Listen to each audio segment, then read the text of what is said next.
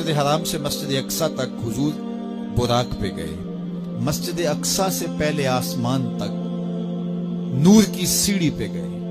پہلے آسمان سے لے کر کے 7ویں آسمان تک فرشتوں کے پروں پہ گئے. 7ویں آسمان سے لے کے سدرہ تک جبریل امین کے پروں پہ گئے. سدرہ سے لے کر جہاں تک اللہ نے چاہا رف رف سبز نوری تخت پہ گئے. یہ 5 مراحل تے مکمل ہو گئے. اور آج ہمیں خوشی کیوں نہ ہو، آج کی شب میرے اور آپ کے آقا و مولا وہاں تک پہنچے ہیں جہاں کسی کا خیال بھی نہیں پہنچ سکتا. کوئی فلک تے رہ یار گیا، کوئی جا سدرہ تے ہار گیا، ایک کالیاں زلفاں والا سی جڑا عرش تو بھی لنگ پار گیا. اتنا عروج کائنات میں حضور علیہ السلام سے پہلے نہ کبھی کسی کو ملا، نہ حضور کے بعد کسی کو ملا. وہ بلندیاں، وہ رفعتیں، وہ وسعتیں، وہ شان و شوکت، وہ عزت، وہ عظمت، وہ رفعت ان کا مقسوم ہوا جو انہی کا ہی حصہ ہے.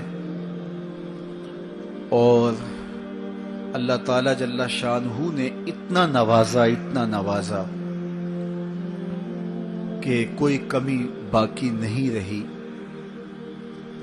اور حضور کے صدقے سے اس امت کو بھی نواز دیا گیا، بخشش کا وعدہ دے کر اس امت کے لیے 50 نمازوں کا تحفہ دے کے، جو بعد میں سمٹ کے 5 رہ گئیں، اور خواتین میں سورہ بقرہ عطا کر کے اس امت کے دردوں کا درماں کیا اور انہیں سکون اور قرار کی دولت نصیب فرمائی. کتاب رحمت قرآن مجید اس واقعہ کو بہت شان و شوکت کے ساتھ بیان کیا ہے کہ وہ ذات پاک ہے جس نے اپنے عبد خاص کو، عبد مکرم کو، رات کے مختصر حصے میں مسجد حرام سے مسجد خاص تک، مسجد اقصی تک سیر کرائی، تاکہ وہ اپنے عبد خاص کو، اپنے بندہ خاص کو اپنی قدرت کی نشانیاں دکھائے. وہ مسجد اقصی جس کے اطراف میں رحمتیں برستی ہیں، انوار اترتے ہیں اور برکات کا نزول ہوتا ہے. اور پھر مسجد اقصی سے لے کر آسمان تک، اور آسمان سے سدرہ تک، اور سدرہ سے جہاں تک میرے رب نے چاہا اپنے محبوب کو سیر کرائی اور قدرت کے نشانات دکھائے. جنت کی سیر کروائی، حضور نے دوزخ کا ملاحظہ کیا، مسجد اقصی میں نبیوں کی امامت کروائی، بیت المعمور میں اللہ کے محبوب کی جلوہ گری ہوئی، انبیاء علیہم السلام سے ملاقاتیں ہوئیں، اور سب سے بڑھ کر اللہ نے اپنے محبوب کو اپنا دیدار عطا فرمایا.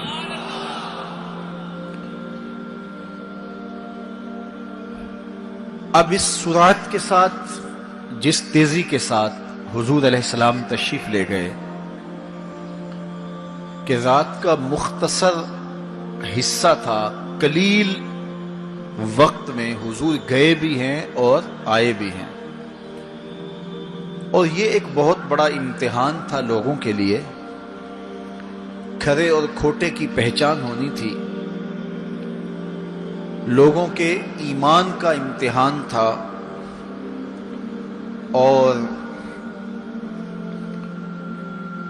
کفار نے اس پہ بہت ساری باتیں کی، اور ان کے ماننے میں یہ بھی نہیں آتا تھا کہ مسجد حرام سے مسجد اقصی تک کیسے گئے.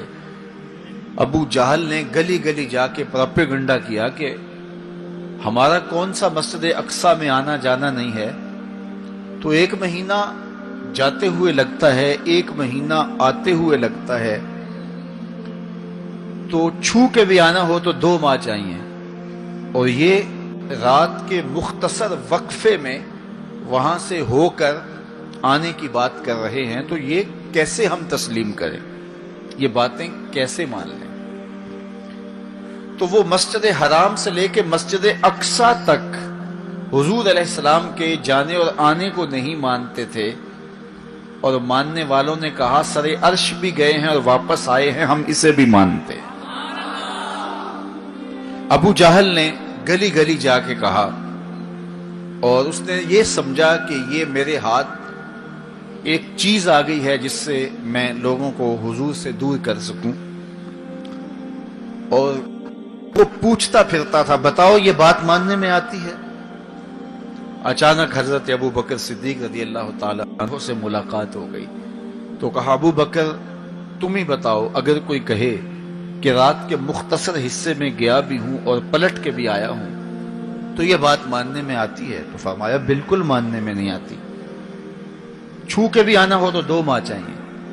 سمجھا لوہا گرم ہو گیا، اب چوٹ پورے ٹکانے پہ بیٹھے گی، تو کہنے لگا کہ پھر جن کا کلمہ تم پڑھتے ہو انہوں نے یہ دعویٰ کیا ہے۔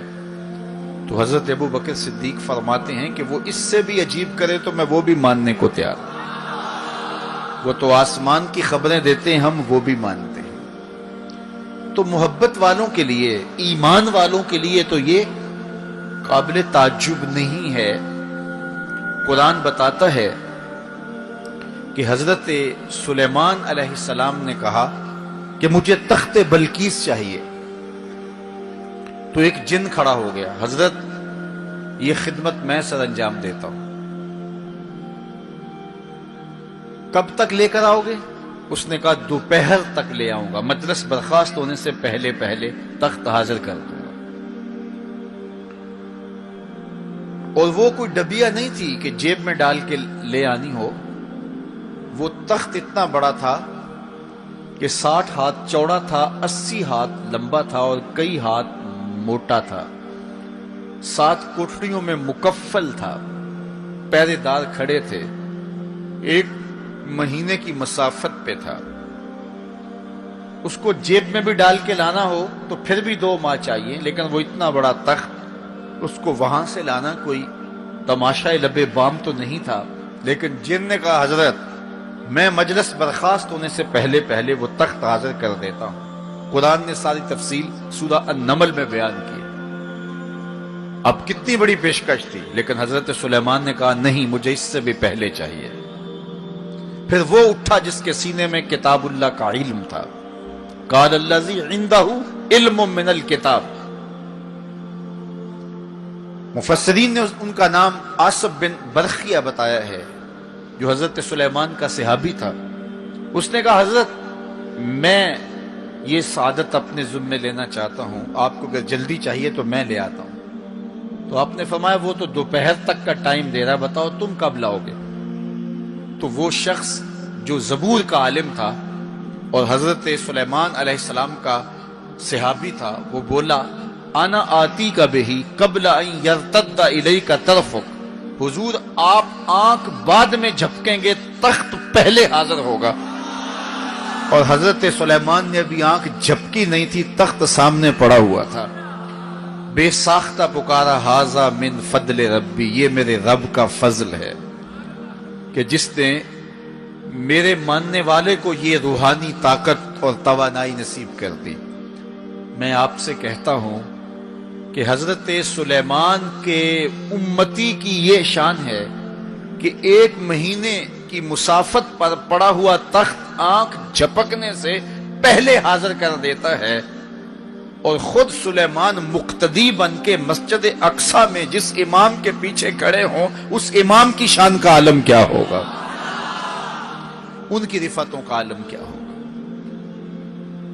تو یہ ایک امتحان ہے معراج، اور میرے اور آپ کے آقا و مولا کی عظمتوں کو ماننے والوں نے کہا کہ یہ بعید نہیں ہے، اللہ اپنے محبوب علیہ السلام کو جہاں چاہے جتنے وقت میں چاہے لے جا بھی سکتا ہے، اور اللہ کی دی ہوئی طاقت سے محبوب واپس پلٹ کے آ بھی سکتے ہیں۔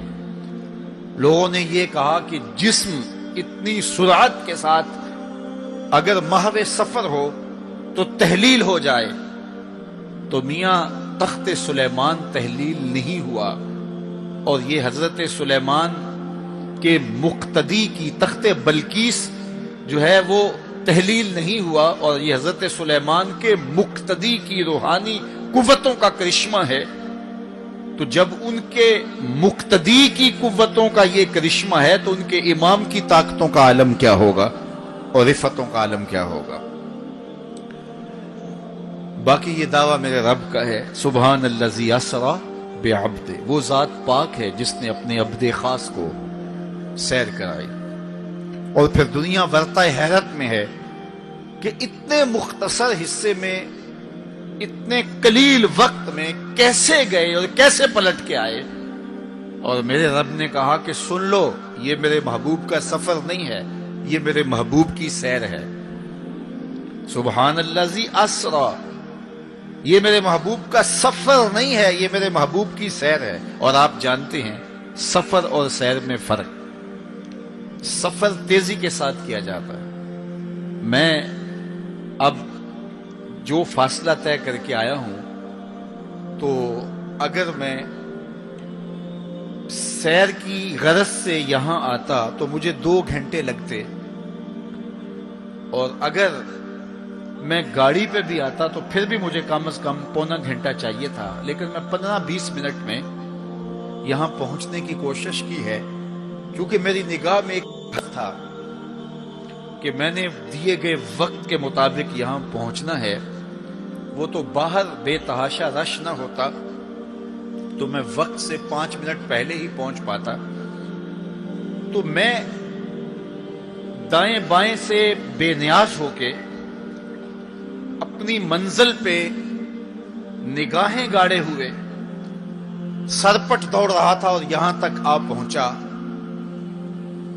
لیکن سیر جو ہوتی ہے اس میں ہر منظر پہ رکا جاتا ہے، ٹھہرا جاتا ہے، کوئی نظارہ ہو تو اس سے لطف اندوز ہوا جاتا ہے۔ اب اتنی سرعت کے ساتھ گئے اور واپس پلٹ کے آئے، میرا رب کہتا ہے یہ میرے محبوب کا سفر نہیں تھا، یہ میرے محبوب کی سیر تھی۔ کیا سمجھو گے میرے محبوب کو جس کی سیر تمہاری سمجھ میں نہیں آتی؟ اگر وہ سفر کرے تو پھر کیسے سمجھو گے؟ یہ تو ابھی سیر ہے اور تم ورطہ حیرت میں ہو، کیسے گئے کیسے آئے۔ عقل والے کہتے ہیں کہ زمین، سطح زمین سے لے کر 44 میل تک ہوا ہے، اس کے بعد کرۂ خلا ہے، پھر کرۂ زمہریر ہے، پھر کرۂ نار ہے، پھر آسمان میں خرق و التیام ممکن نہیں، جسم کا صعود ممکن نہیں ہے، آسمان میں دروازے نہیں ہیں، آسمان ٹوٹ نہیں سکتا، پھٹ نہیں سکتا، تو کیسے کوئی آسمان سے گزر سکتا ہے؟ تو کیسے چلے گئے؟ ہم کہتے ہیں کہ حضرت آدم ماں حضرت حوا کے کیسے آئے؟ یہ رکاوٹیں ان کے راستے میں بھی تو تھیں۔ حضرت عیسیٰ علیہ السلام کے بارے میں ہمارا عقیدہ ہے کہ وہ پھانسی نہیں دیے گئے، سولی نہیں چڑھائے گئے، بلکہ اللہ نے ان کو آسمان پہ اٹھا لیا۔ تو یہ رکاوٹیں تو ان کے راستے میں بھی آئی ہوں گی، تو وہ کیسے چلے گئے؟ جب حضرت عیسیٰ جا سکتے ہیں، حضرت آدم آ سکتے ہیں، تو میرا نبی جا بھی سکتا ہے، میرا نبی آ بھی سکتا ہے۔ فرق یہ ہے ابھی تک جو گیا ہے پلٹ کے آیا نہیں، جو آیا ہے ابھی تک پلٹ کے گیا نہیں۔ میرے نبی گئے بھی ہیں، میرے نبی آئے بھی۔ سی راز میراج محبتاں دا نہیں سی کسے دی سمجھ وچ آن والا، سدیا طالب تے گیا مطلوب ہوتے، جبرائیل سی صد لے جان والا، بازے آخ دے بن دروازیاں تو کیویں پہنچیا عرش تے جان والا، ابر عقل نو ایتھے دخل کیے، جانے جان والا یا لے جان والا۔ یہ میرے رب کا دعویٰ ہے، اپنے محبوب کو سیر میں نے کروائی۔ تو کائنات میں جن رفعتوں تک، جن بلندیوں تک میرے حضور پہنچے، اچھا سیر کروائی کیوں؟ تو کہا کہ میں اپنے عجائب قدرت کی نشانیاں اپنے عبد خاص کو، عبد منیب کو، عبد مختار کو، عبد مکرم کو دکھانا چاہتا ہوں۔ اور پھر اللہ جل شانہ نے اپنے محبوب کو اتنی نشانیاں دکھائیں جن کا تعلق دیکھنے سے بھی تھا، جن کا تعلق وجدان سے بھی تھا، محسوسات سے بھی تھا، سننے سے بھی تھا۔ کبھی حضور علیہ الصلوۃ والسلام جنت کی خوشبو سونگھتے ہیں، نظاروں کی وادی دیکھتے ہیں، اور جنت کے محلات کو حضور ملاحظہ فرماتے ہیں، اور کبھی دوزخ کے اندر عذابوں میں مبتلا لوگوں کو حضور علیہ الصلوۃ والسلام دیکھتے ہیں، اور پھر اپنی امت کو بیان بھی فرمایا تاکہ وہ ان اعمال بد سے بچ جائیں جو جہنم میں لے جانے کا سبب اور ذریعہ ہے۔ آج کی شب خاص میں میں اور آپ اپنی زندگیوں پہ غور کریں، اور حضور علیہ السلام نے وہ جو ہمیں خبریں دی ہیں ان کو دیکھیں، اور کوئی ایسی کوتاہی کہیں ہمارے اعمال میں تو نہیں ہے، اگر ہے تو اس کو اپنے سے دور کر کے ایک نئی زندگی کا آج سے آغاز کریں۔ حضور علیہ الصلوۃ والسلام نے فرمایا کہ میں نے کچھ لوگوں کو دیکھا کہ پتھروں سے ان کے سر کچلے جا رہے ہیں، اور پتھروں سے کچلنے کی وجہ سے ان لوگوں کے سر کیمے کی طرح ہو جاتے، کوٹ دیے جاتے ہیں پتھروں سے، لیکن تھوڑی دیر کے بعد پھر صحیح ہو جاتے ہیں، لیکن پھر دوبارہ ان کے سر کچلے جاتے۔ تو میں نے پوچھا جبریل یہ کون لوگ ہیں؟ تو کہا کہ یہ وہ لوگ ہیں کہ جن کے سر نماز کی وجہ سے بوجھل رہتے تھے، نماز جن کو بڑی بھاری لگتی تھی۔ کئی لوگوں کو نماز کا کہیں تو وہ 100 بہانے کرتے ہیں، اور ایک بہانہ تو ہر بے نمازی کرتا ہے، میرے کپڑے پاک نہیں ہیں۔ میرے والد گرامی فرمایا کرتے تھے تیرے کپڑے کیسے پاک ہو سکتے ہیں جب تو اللہ کے حضور جھکنا نہیں جانتا؟ جب اس کے حضور جھکنا سیکھ جائے گا تیرا لباس بھی پاک ہو جائے گا، تیرا بدن بھی پاک ہو جائے گا، تیرا تن بھی پاک ہو جائے گا، تیرا من بھی پاک ہو جائے گا۔ تو 100 بہانے، تو ان کے سر نماز کی وجہ سے بوجھل ہو جاتے، اذان کی آواز سنتے اور پھر دوبارہ سرہانے پہ سر ڈال دیتے اور اٹھنے کی ہمت نہ پڑتی۔ حیا علی الصلاۃ حیا علی الفلاح کی دل فریب صدائیں کانوں میں پڑتی۔ تو ان کے سر نماز کی وجہ سے بوجھل ہوتے تھے، اور آج ان کے سر پتھروں سے کوٹے جا رہے ہیں۔ اس پورے اجتماع میں جو اس گراؤنڈ کے کناروں تک ہے، اور باہر گلی میں بھی اس لاؤڈ سپیکر کے ذریعے سے، بازار میں بھی، سڑک پر بھی آوازیں پہنچ رہی ہوں گی، تو آپ سب اور میں غور کریں کہ ہماری زندگی میں کہیں نماز سے کوتاہی تو نہیں ہے۔ اور یہ بھی سن لیجئے کہ یہ معراج کا تحفہ خاص ہے جو حضور لے کر آئے ہیں۔ معراج کی شب جب حضور وہاں پہنچے، جب کسی کا تصور بھی نہیں پہنچ سکتا، تو اللہ نے اپنے محبوب علیہ السلام کو جو عطا کیا اس میں خواتین میں سورہ بقرہ تھی۔ سورہ بقرہ کی آخری آیات عطا کی گئی، امت کے ساتھ بخشش کا وعدہ کیا گیا اگر وہ شرک نہیں کرتی، اور جو سب سے اہم شے وہ یہ کہ 50 نمازوں کا تحفہ دیا گیا۔ آقا کریم علیہ السلام 50 نمازوں کا ہدیہ اور تحفہ لے کر کے واپس پلٹے۔ چھٹے آسمان پہ حضرت موسیٰ علیہ السلام سے ملاقات ہوئی، اور انہوں نے کہا کہ میں بنی اسرائیل کا تجربہ رکھتا ہوں، اور امتوں کا گہرا تجربہ رکھنے کی وجہ سے میں آپ سے عرض کرتا ہوں کہ آپ اللہ کی بارگاہ میں جائیے اور نمازوں میں تخفیف کی درخواست پیش کیجیے، یہ 50 نمازیں نہیں پڑھ پائیں گے۔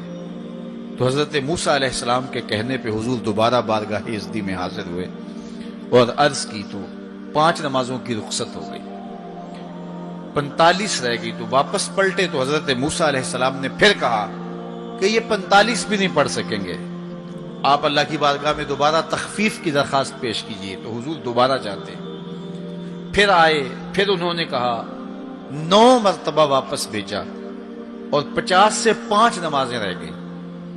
جب 5 نمازیں لے کے حضور واپس آ رہے تھے تو حضرت موسیٰ پھر ملے، اور انہوں نے ایک بار پھر کہا، ایک بار اور جائیے۔ اب عادت باری کیا ہے، ہر بار درخواست کرنے سے 5 نمازوں کی رخصت ملتی ہے، اب رہ ہی 5 گئی ہیں، تو عادت باری کے مطابق اب یہ 5 بھی معاف ہو جائیں گی۔ تو حضور نے فرمایا، مجھے رب سے شرم آتی، رب سے حیا آتی، امت سے توقع کی کہ یہ امت اتنی نکمی تو نہیں ہے کہ 5 نمازیں بھی نہ پڑھے. تو میرے اور آپ سے یہ ہمارے آقا و مولا کی توقع تھی کہ ہم 5 نمازیں ادا کریں، اور یہ 5 نمازیں ہمیں ثواب 50 کا عطا کریں گے. لا تبدیل لکلمات اللہ، اللہ کی باتیں تبدیل نہیں ہوتی. بظاہر یہاں 9 مرتبہ تبدیلی آئی ہے، لیکن اللہ نے ایک ضابطہ دیا، من جاء بالحسنۃ فلہ عشر امثالھا، جو ایک نیکی کرے 10 کا ثواب دیتا ہوں، پڑھو گے 5 ثواب 50 کا عطا کروں گا، چونکہ اللہ کی باتیں تبدیل نہیں ہوتی. تو یہ 5 نمازیں تحفہ معراج ہیں جو حضور لے کر کے آئے ہیں. اسی لیے الصلاۃ معراج المومنین کہا گیا کہ معراج اہل ایمان کے لیے، نماز اہل ایمان کے لیے معراج ہے. حضور کا معراج تو یہ کہ رخ مالک سے پردے اٹھے اور دیدار الہی کیا، اور وہاں تک پہنچے جہاں کسی کا تصور بھی نہیں پہنچ سکتا. لیکن اس امت کے لیے معراج یہ ہے کہ جب وہ پیشانی سجدے میں رکھ کے سبحان ربی الاعلیٰ کہتی ہے، اتنی رحمتیں برستی ہیں کہ اگر لوگوں کو پتہ چل جائے کہ ہم جب سجدے میں ہوتے ہیں تو کتنی رحمتیں برستی ہیں، تو وہ سجدے سے ساری نہ اٹھائیں.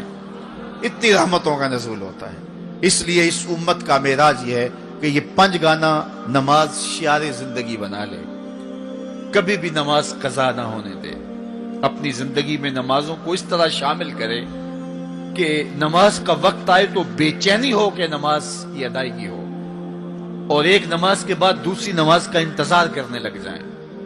میرے اور آپ کے آقا و مولا نے فرمایا، مجھے تمہاری دنیا سے صرف 3 چیزیں پسند ہے. حبب الی من دنیاکم ثلاث، تمہاری دنیا سے صرف 3 چیزیں پسند ہے: خوشبو، پاکیزہ عورتیں، اور میری آنکھوں کی ٹھنڈک نماز میں رکھی گئی. حضور نماز کو آنکھوں کی ٹھنڈک قرار دیں، اور فرمایا بلال حبشی کو جب اذان کے لیے کہتے تو یہ فرماتے، ارحنا یا بلال، بلال اٹھو اور ہمارے سینے کو راحت پہنچا دو. تو نماز سے حضور کے قلب کو، حضور کے سینے کو راحت پہنچتی تھی.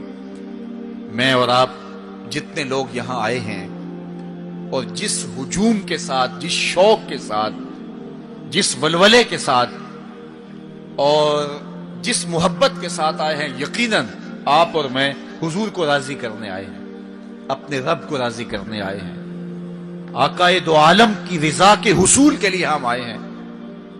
تو حضور کی رضا کے طالب بن کے آج کے اس اجتماع میں آنے والوں، اگر تم چاہتے ہو کہ حضور ہم سے راضی ہو جائیں، تو اگر بدقسمتی سے کوئی بے نمازی ہے تو آج عزم کر کے جائے کہ آج کے بعد نماز نہیں چھوڑوں گا، اللہ کے رسول راضی ہو جائیں گے انشاءاللہ.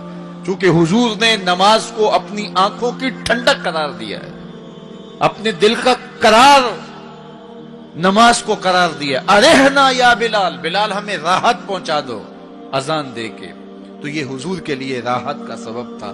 تو 5 گانا نماز شعار زندگی رکھیں، اور جنہیں نماز نصیب ہے وہ یہ سمجھیں کہ نماز معراج المومنین ہے، تو پھر ہمیں سجدے میں اس کی لذت کیوں نصیب نہیں ہوتی. تو وہ اپنے خیالات کو قابو میں کریں، اپنی نماز میں یکسو ہو جائیں. پڑے سجدے میں ہوں اور کھڑے دکان پہ ہوں تو پھر سجدہ سرور بخش نہیں ہوگا، پھر قیام لذت آفری نہیں ہوگا. تو اپنی نماز کو اس قدر یکسو کر لو کہ جب تم سجدے میں ہو، قیام میں ہو، رکوع میں ہو، تو سجدے، قیام اور رکوع کی لذت تمہیں حاصل ہو رہی ہو، تو پھر معراج کی لذتیں تمہیں نماز میں نصیب ہوں گی اور قرار نصیب ہوگا.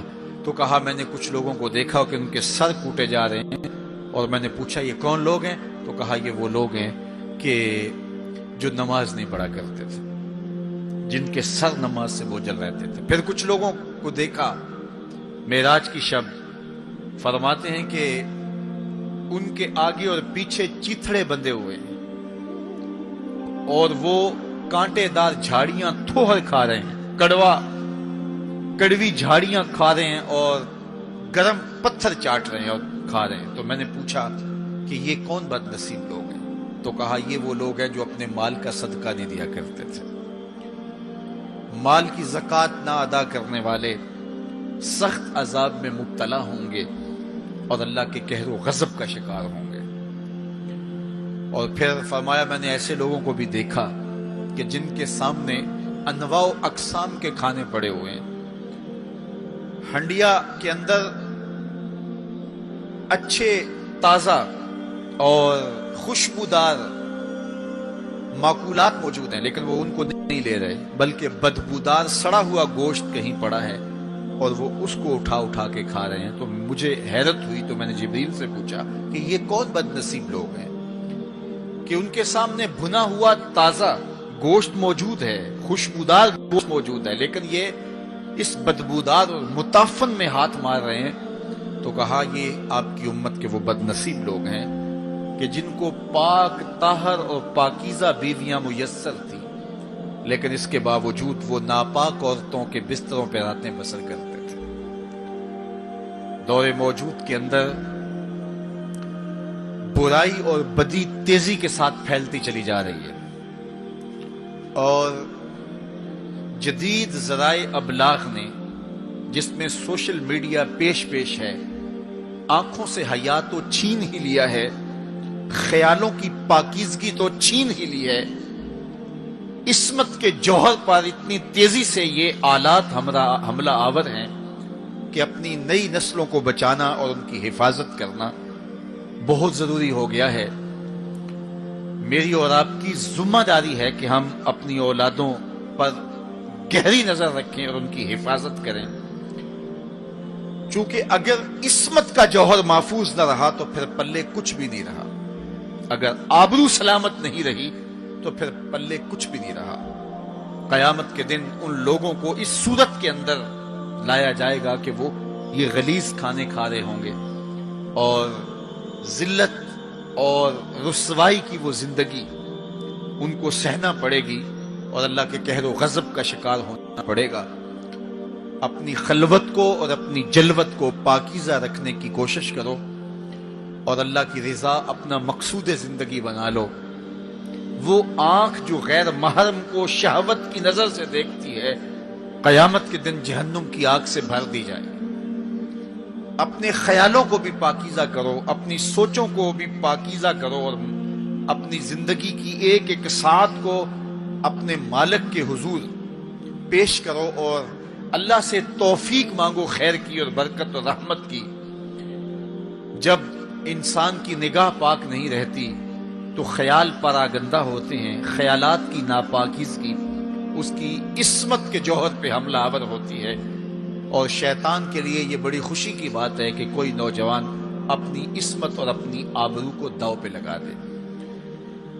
تو دور موجود کے اندر یہ فتنہ تیزی کے ساتھ بڑھتا چلا جا رہا ہے، اس میں ہماری معاشرت کی ناہمواریاں اور جدید ذرائع ابلاغ اور قرب قیامت کی وجہ سے فتنوں کا آسمان سے بارش کی طرح برسنا ہے، لیکن جو اپنے آپ کو بچا لے وہی سرخرو ہوگا، جو نہیں بچا پائے گا وہ اپنی دنیا اور آخرت برباد کر لے گا۔ اللہ کے محبوب نے ارشاد فرمایا کہ میں نے کچھ لوگوں کو دیکھا کہ ان کی زبانیں لوہے کی کینچیوں سے کاٹی جا رہی ہیں، آگ کی کینچیوں سے کاٹی جا رہی ہیں۔ دو روایات ہیں، لوہے کی کینچیوں سے اور آگ کی کینچیوں سے۔ تو میں نے پوچھا جبریل یہ کون لوگ ہیں؟ تو کہا حضور یہ آپ کی امت کے فتنہ پرور خطیب ہیں، جو کہا کرتے تھے ان کا اپنا وہ عمل نہیں ہوا کرتا تھا۔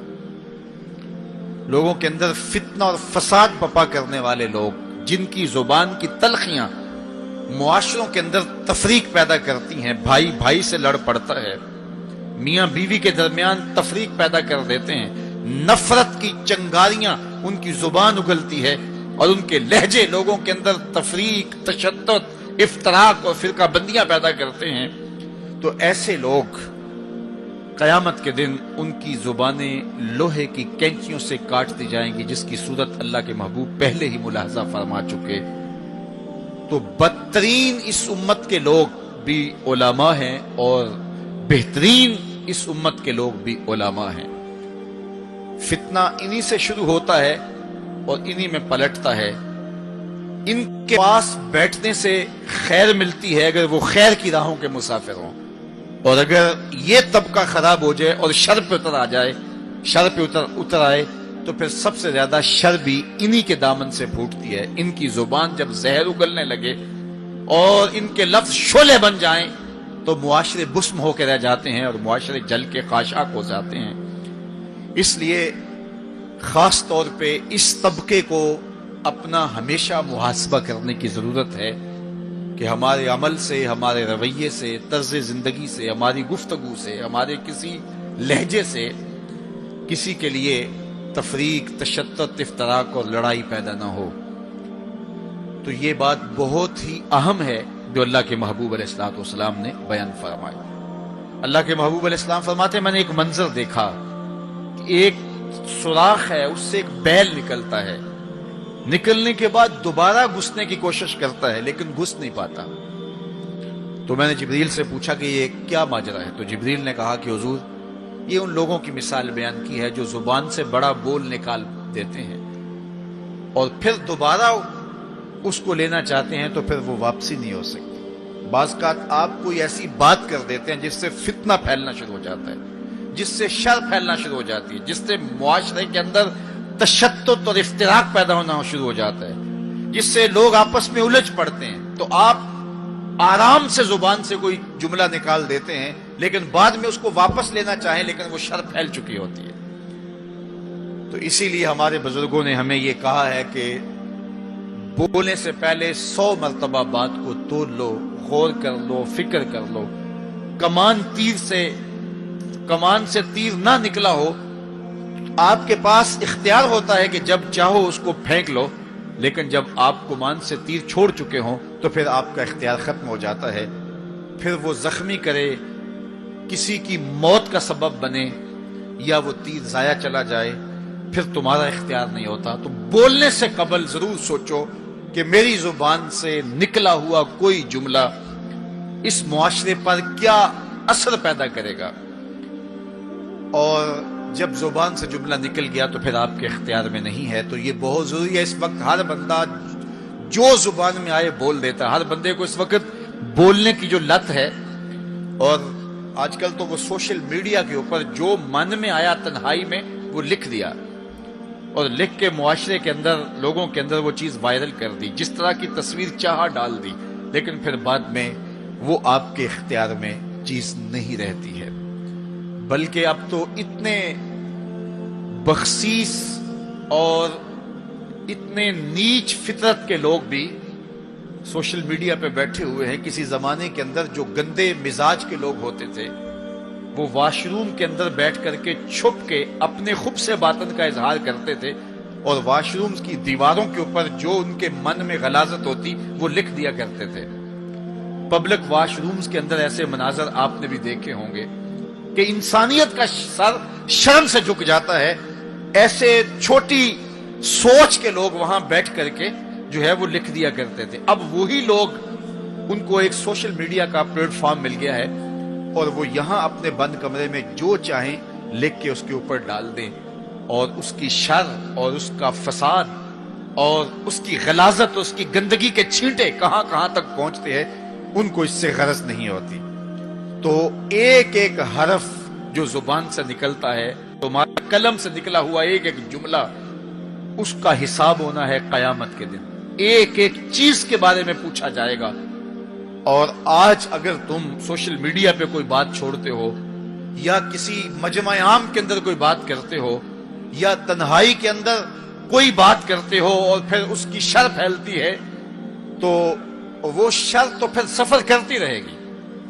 تم اب وہ جملے کہنے چھوڑ بھی دو، تم اپنا وہ اکاؤنٹ بند بھی کر دو، لیکن وہ شر، وہ غلاظت، وہ گندگی، وہ چھینٹے جو اڑے تھے وہ آگے بڑھتے رہیں گے، اور اس کا گناہ تمہارے نامہ اعمال میں، تمہارے کھاتے میں درج ہوتا رہے گا، حتیٰ کہ تم مر بھی گئے تو پھر بھی تمہارے نامہ اعمال کے اندر وہ سب کچھ اترتا رہے گا۔ اس لیے اپنے آپ کو محتاط کرنے کی ضرورت ہے اور اپنے ایک ایک لمحے کو محفوظ کرنے کی ضرورت ہے۔ اپنے وقت کو قیمتی جانو، اپنی زبان کو کھولنے سے قبل 100 بار سوچو کہ جو میں لفظ کہہ رہا ہوں وہ کیا مجھے کہنا چاہیے یا نہیں؟ میرے اور آپ کے آقا و مولا نے فرمایا جو اللہ اور پچھلے دن پر ایمان رکھتا ہے وہ خیر کی بات کہے ورنہ چپ رہے، اس کا چپ رہنا اس کے لیے بہتر ہے، اور اگر وہ کہنا چاہتا ہے تو وہ خیر کی بات کہے۔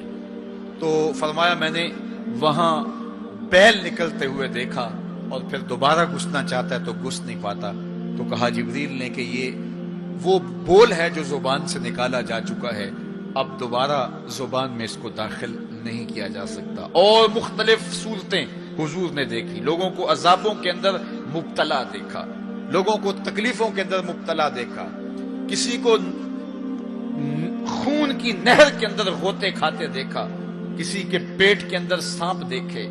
اور جبریل سے پوچھا تو جبریل نے عرض کی یا رسول اللہ یہ سود خور ہے، یا رسول اللہ یہ حرام کھانے والا ہے، یہ فلاں جرم کا مرتکب شخص ہے۔ تو وہ صورتیں حضور علیہ السلام کو دکھائی گئی اور وہ مناظر حضور کو دکھائے گئے، اور دوسری جانب جنت میں حضور نے ان خوش نصیب لوگوں کو بھی دیکھا کہ جن کی نیکیوں کی وجہ سے وہ اللہ کی رحمتوں کے حصار میں ہیں۔ ایک شخص کو دیکھا جو نور عرش میں ڈوبا ہوا ہے اور وہ نور ہی نور میں ہے، اللہ اکبر۔ تو جبریل سے حضور نے پوچھا یہ کون شخص ہے؟ تو جبریل امین نے اس کی 3 خوبیاں بیان کی، ان میں سے ایک خوبی یہ تھی کہ وہ اپنے والدین کا فرما بردار ہے۔ حضور علیہ السلام نے معراج کی شب بہت نظارے دیکھے، جنت دوزخ کو مشاہدہ کیا۔ حضور نے انبیاء علیہ السلام سے ملاقاتیں کی۔ پہلے آسمان پہ حضور علیہ السلام نے حضرت آدم علیہ السلام کو دیکھا، دوسرے آسمان پہ دیگر حتیٰ کہ 7ویں آسمان تک مختلف نبیوں کو دیکھا، اور پھر اس کے بعد حضور علیہ السلام 7 آسمانوں سے گزرتے ہوئے جب سدرۃ المنتہا پہ پہنچے تو جبریل امین نے کہا کہ حضور اب اس سے آگے میں نہیں جا سکتا۔ اللہ اکبر۔ پھر سبز نوری تخت آیا جس پہ حضور جلوہ فراز ہوئے، رف نامی اس تخت پہ حضور بیٹھے، پھر حضور وہاں تک پہنچے جہاں کسی کا خیال بھی نہیں پہنچ سکتا۔ خرد سے کہہ دو کہ سر جھکا لے، گماں سے گزرے گزرنے والے، یہاں خود پڑے ہیں جہت کو لالے، کوئی کیا بتائے کدھر گئے تھے، سراغ عین و متا کہاں تھا، نشان کیف و الا کہاں تھا، نہ کوئی ساتھی نہ کوئی راہی، نہ سنگ منزل نہ مرحلے تھے، کمان امکان کے جھوٹے نکتوں تم اول آخر کے پھیر میں ہو، محیط کی چال سے پوچھو کدھر سے آئے کدھر گئے تھے، کوئی حد ہے ان کے عروج کی، بلغل اولاب کمالے۔ حضور علیہ السلام فرماتے رأیت ربی فی احسن صورہ۔ اللہ اکبر۔ سب سے بڑی دولت جو حضور نے ملاحظہ کی، سب سے بڑا نور جو حضور نے دیکھا، سب سے بڑی قدرت کی نشانی جو حضور نے دیکھی، وہ یہ تھا کہ حضور نے سر کی آنکھوں سے اپنے رب کا دیدار کیا۔ نور ہی نور، اجالے ہی اجالے، روشنیاں ہی روشنیاں۔ اللہ اکبر۔ خود بلایا محبوب کو اور اپنا جلوہ دکھایا۔ ایک کوہ طور پہ خود چل کے جاتے ہیں، رب آرنی انظر الیک، مالک میں تجھے دیکھنا چاہتا ہوں۔ تو جواب کیا ملتا ہے؟ لن ترانی، اے موسیٰ تم مجھے نہیں دیکھ سکتے۔ اور ایک ام ہانی کے گھر لیٹے ہیں اور چادر اوڑھ کے استراحت کر رہے ہیں، جبریل جا کے حاضر ہو کے عرض گزار ہوتے ہیں ان اللہ اشتاق الی لقائک یا رسول اللہ، محبوب آپ لیٹے ہو، آپ کا رب آپ کا دیدار کرنا چاہ رہا۔ تبارک اللہ، شان تیری، تجھی کو زیبا ہے بے نیازی، کہیں پہ وہ جوش لن ترانی، کہیں تقاضے وصال کے تھے۔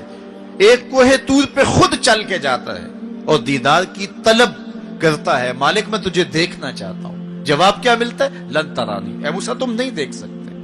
پہم اسرار ہوتا ہے بار بار، یا اللہ میں تجھے دیکھنا چاہتا ہوں۔ علماء نے لکھا جب یہ کہہ دیا گیا تم نہیں دیکھ سکتے تو پھر تقاضا کیوں تھا؟ کہا اس لیے کہ رب کا کلام سنا تھا، اس لیے تڑپ تھی، جس کے کلام میں اتنا لطف ہے دیدار کا مزہ کیا ہوگا۔ تو کہا تھا مالک میں تجھے دیکھنا چاہتا ہوں۔ اچھا اگر مجھے دیکھنا چاہتے انظر الی الجبل، اس پہاڑ کو دیکھو، اگر یہ اپنی جگہ پہ کھڑا رہا تو تم مجھے دیکھ لو گے۔ اللہ نے اپنی رویت کو استقرار جبل کے ساتھ معلق کر دیا۔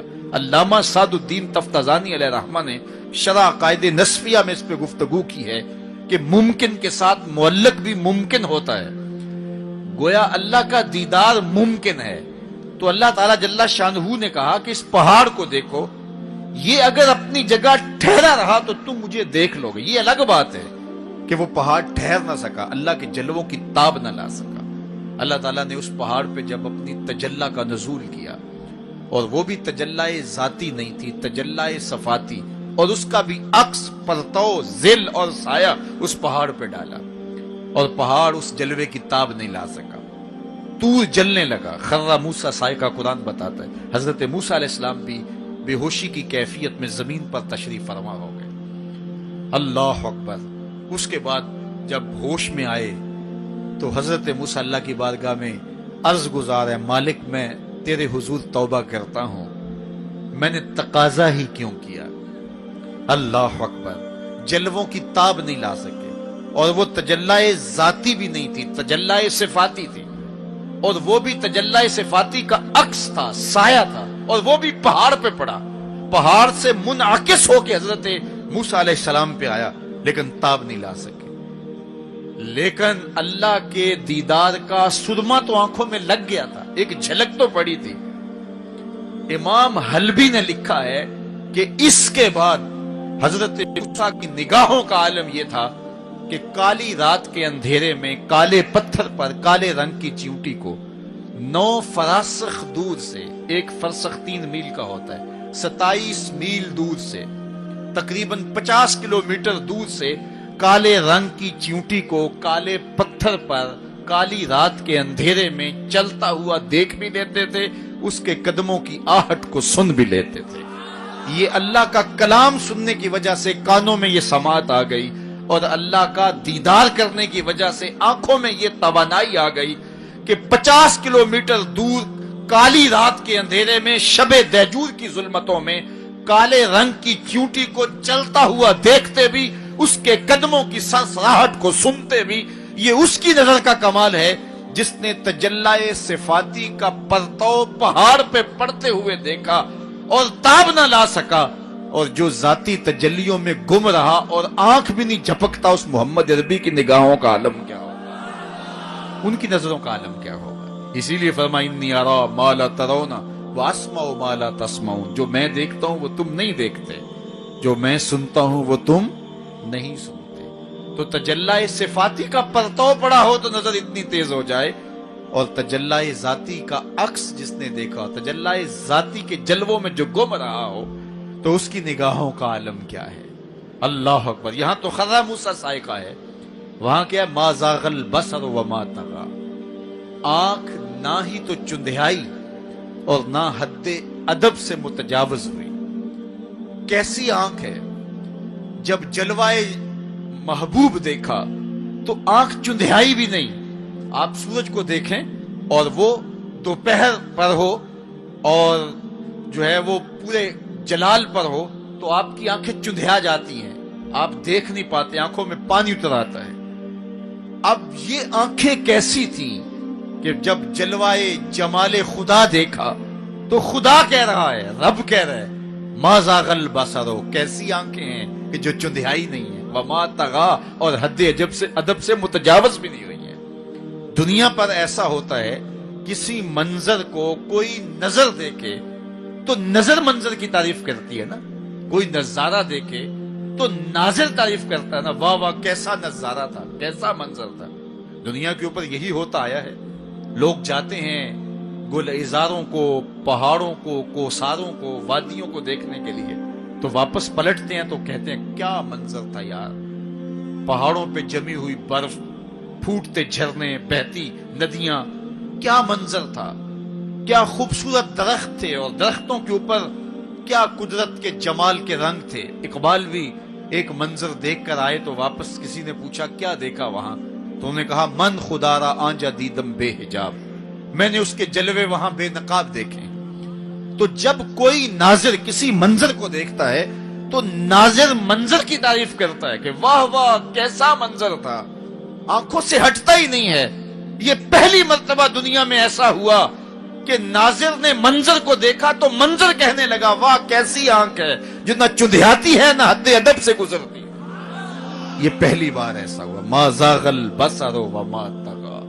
تو تو محبوب کریم نے اللہ اکبر اگر یہ کہا جائے کہ حضور کی روح نے معراج کیا تھا، یہ خواب دیکھی تھی، تو یہ آیت اس کی دلیل ہے کہ جب خواب دیکھی جاتی ہے تو یہ آنکھیں بند ہوتی ہیں. خواب خیال سے دیکھی جاتی ہے، وہ ایک خیال ہے جو پرواز کرتا ہے، اس کا تعلق دماغ سے ہوتا ہے. اور اگر روح کا دیکھنا ہو تو وہ روح بھی آنکھوں سے نہیں دیکھتی، ان آنکھوں سے، اس کی روح کی اپنی آنکھیں ہیں.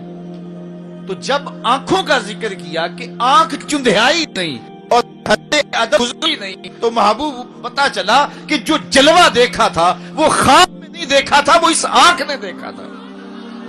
جو جلوہ دیکھا تھا وہ آنکھ نے دیکھا تھا، اسی لیے تو بات آنکھ پہ ہو رہی ہے. ما زاغ البصر وما طغى، آنکھ چندھیائی نہیں، حد ادب سے گزری نہیں. تو معلوم ہوا کہ جو دیکھا تھا وہ آنکھ نے دیکھا ہے، اسی لیے تو آنکھ کی بات ہو رہی ہے.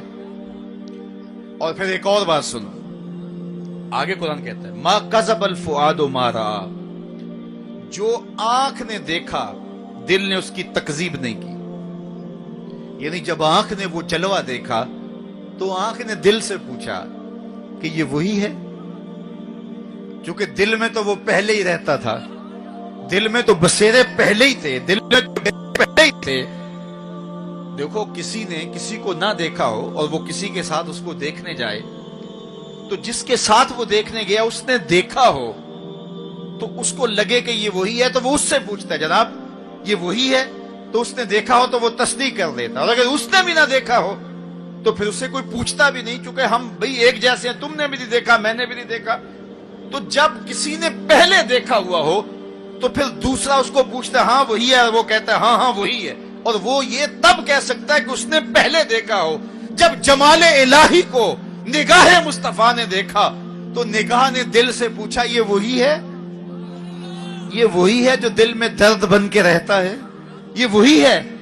ما کذب الفؤاد ما رأى، قرآن بتاتا ہے جب آنکھ نے پوچھا نا دل سے تو دل نے تکذیب نہیں کی، دل نے کہا ہاں یہ وہی ہے.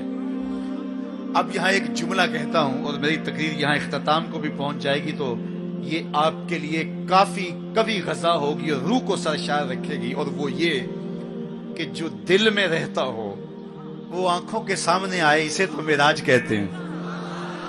جو دل میں بستا ہو وہ آنکھوں کے سامنے آ جائے، اسے ہی تو معراج کہتے ہیں. اس لیے دل نے تو پہلے ہی دیکھا تھا، دل میں تو وہ پہلے ہی رہتا تھا. آج شب جو ہے وہ آنکھ نے دیکھا تو آنکھ جو ہے وہ تڑپ کے دل سے پوچھتی ہے وہی ہے. اللہ اکبر. تو پھر آنکھ نے جب پوچھا تو دل نے ما کذب الفؤاد، دل نے تکذیب نہیں کی بلکہ دل نے تصدیق کی. اللہ اکبر. قرآن پوچھئے، قرآن کہتا ہے افتمارونہ علی ما یری، تم بحث کر رہے ہو، لڑ رہے ہو، الجھ رہے ہو آپس میں اس پر کہ جو اس نے دیکھا، تم دیکھنے پہ الجھ رہے ہو. وَلَقَدْ رَآهُ نَزْلَةً أُخْرَى، جو پھر اس نے 2 بار دیکھا. تم ایک بار کی بات کر رہے ہو، اس نے 2 بار دیکھا. اللہ اکبر. ما کذب الفؤاد ما رأى. آنکھ کیسی ہے، حد ادب سے آگے نہیں گزرتی، چندھیاتی بھی نہیں ہے. بات ساری آنکھ کی ہو رہی ہے تو پھر بات خواب کی کہاں آ گئی؟ آنکھ کی بات ہو رہی ہے، آنکھ ہی دل سے پوچھ رہی ہے. تو بار بار آنکھ کی بات ہو رہی ہے، آنکھ نے دیکھا، آنکھ نے دیکھا. اچھا صرف دیکھا ہی کوئی بات نہیں ہوئی؟ اللہ اکبر.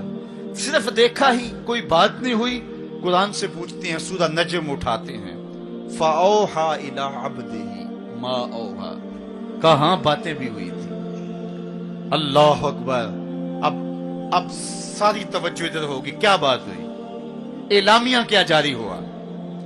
یہ مرکزی نقطہ ہے نا. ملاقات ہوئی ہے، اب کان کھڑے ہو گئے. پھر کوئی بات بھی ہوئی؟ جواب آیا ہاں ہوئی. فَأَوْحَىٰ، ہاں بات ہوئی. فَأَوْحَىٰ إِلَىٰ عَبْدِهِ، اس نے اپنے بندے سے کوئی بات کی. اب سماعتیں رک گئیں، سانسیں بھی رک گئیں. اب سنیں تو صحیح کیا بات ہوئی. اب سنو کیا بات ہوئی. اور اس بات پہ بات ہی ختم ہے.